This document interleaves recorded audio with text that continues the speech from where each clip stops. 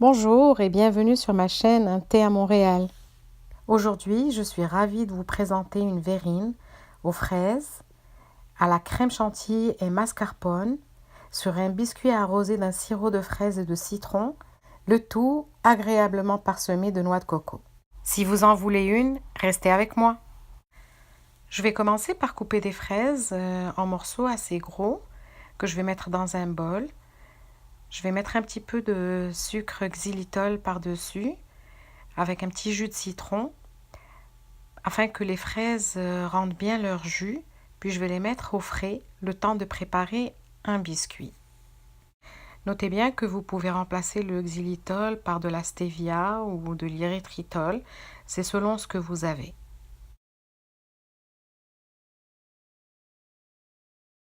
Je vais donc réaliser un gâteau dans une tasse pour avoir cet effet cylindrique pour pouvoir le couper en tranches. Donc je mets un œuf dans la tasse. J'y rajoute un petit peu de xylitol, un petit jus de citron, une demi-cuillère de levure chimique, un petit peu de vanille.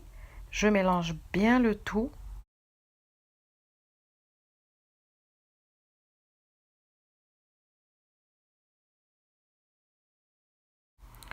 Ensuite, je rajoute la poudre d'amande petit à petit. Alors pour les proportions que je viens de vous donner, j'ai utilisé 3 cuillères à soupe bombées de poudre d'amande. Je mélange bien le tout.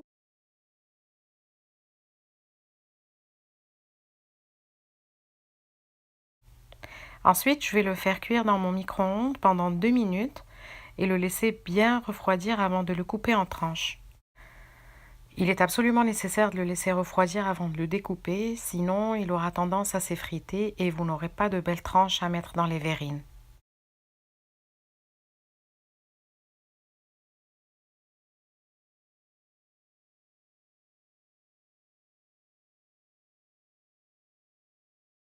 Ensuite, j'aurai besoin de 100 ml de crème à 35% de matière grasse que je vais monter en chantilly avec 2 cuillères de mascarpone et une cuillère à café de xylitol.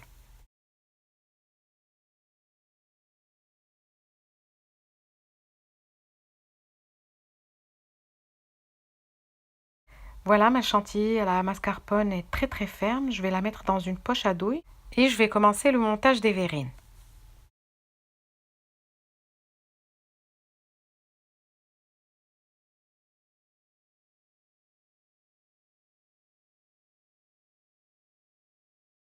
Là, dans les verrines, je vais alterner les fraises, la crème et mon petit biscuit.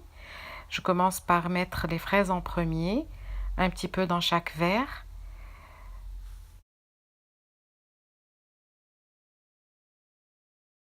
Ensuite, je mets une rondelle de mon biscuit en appuyant bien dessus. Puis, je l'arrose avec le jus que les fraises ont rendu.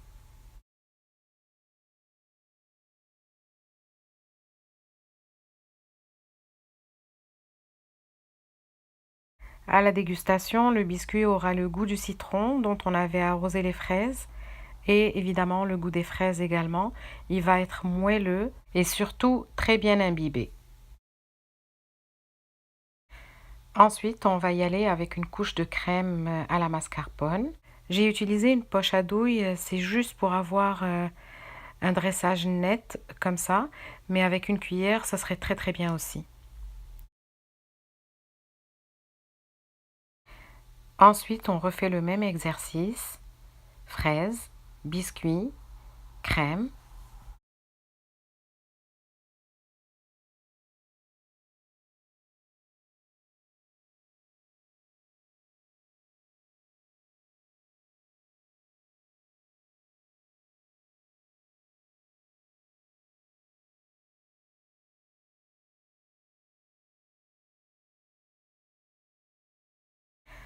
On finit par une couche de fraises et on va parsemer le tout généreusement de noix de coco.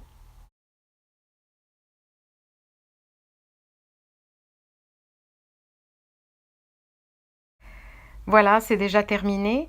J'espère que vous allez apprécier mon partage et par-dessus tout, j'espère que vous allez l'essayer parce que c'est très très bon et que vous n'allez pas le regretter. Merci de m'avoir suivi. Si ce n'est pas déjà fait, abonnez-vous, ça m'encourage. Bon appétit et à la prochaine!